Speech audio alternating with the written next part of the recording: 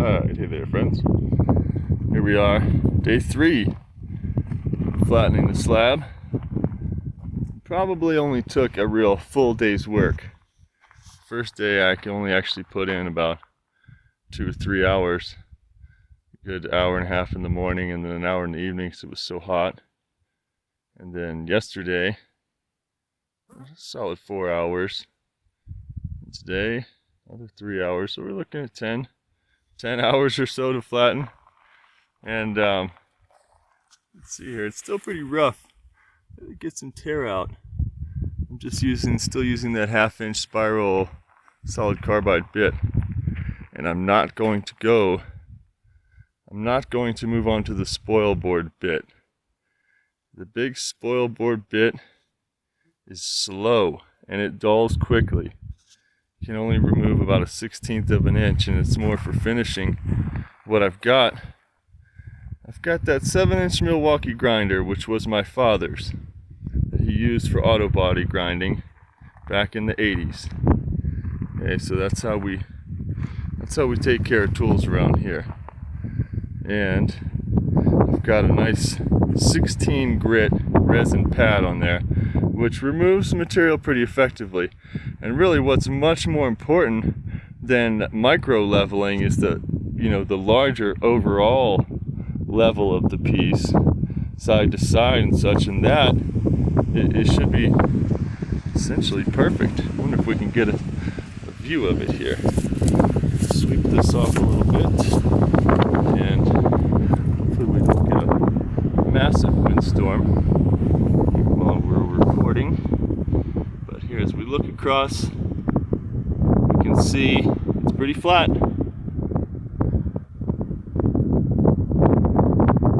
Okay, so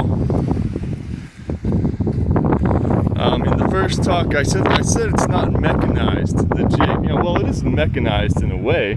It's only sliding, simplest form of mechanization, but it's not mechanically powered, is what I was saying. It's human powered. It would be really nice to get it powered going back and forth this way, or at least equalized with a pulley system so that each side moves equally and it doesn't rack. That's one of the biggest things that I found with it. So the best way that I've ended up figuring out how to use this thing effectively, I've pushed it back and forth both ways. Push the whole sled or just push the little trolley back and forth. But when I get out here in the middle, what I found is that if you get up on the workpiece, you can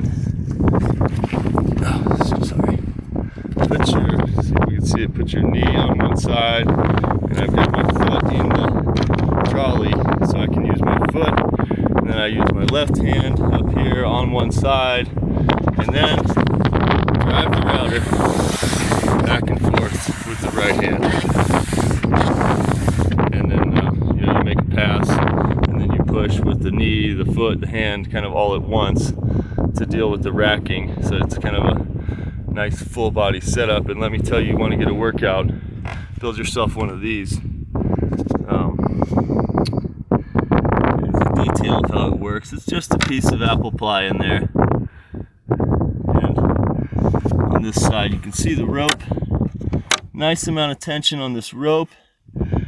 As I was saying, that really helps to prevent when you get when it wants to catch in a run, when you're returning in a run pass. So we've lost our shade, so making a video in the bright sun here. But I'm about to knock this table down. I'm going to take it down, so I want to just share real quick how it went with you. You can see on either side the whole trolley has a Purple Heart runner, which is dadoed in. That'll be screwed and glued in there, and that slides within this track. And then these are boxed beams. This, as you can see, is 3 sides of a box. It's the Douglas fir runners on either side. That's how it works. This point here, see these little hooks. This is the center point, and the way I had it when I started to mechanize this system more, I had a pulley, a crank handle that sits on here that drives the rope from that center point out here, you know, rather than touching the router at all. And it works okay, but the thing about powering the router by hand is that, of course, you're moving at all different speeds depending on the depth and depending on the cut. Some of this wood out here is a little punky. You can cruise through it pretty fast. And then, as you can see, the bulk of this is end grain. And this is cottonwood that's already been sitting for a few years. And cottonwood is not called cottonwood because it's soft. This stuff is hard as a rock. After it's cured, you know, I had tried to chip off some chunks with the adze. Let's see, is my adze still out here? Better know your adze from a hole in the ground. And holy crap, there's the adze right there. This stuff is hard as a rock. And I'm sorry about the wind. I hope I'll even be able to publish this video for you. So there's the adze.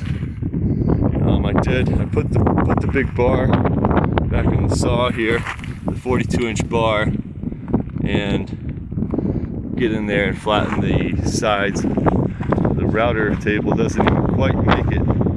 This 8x8 table still leaves 10 inches on either side.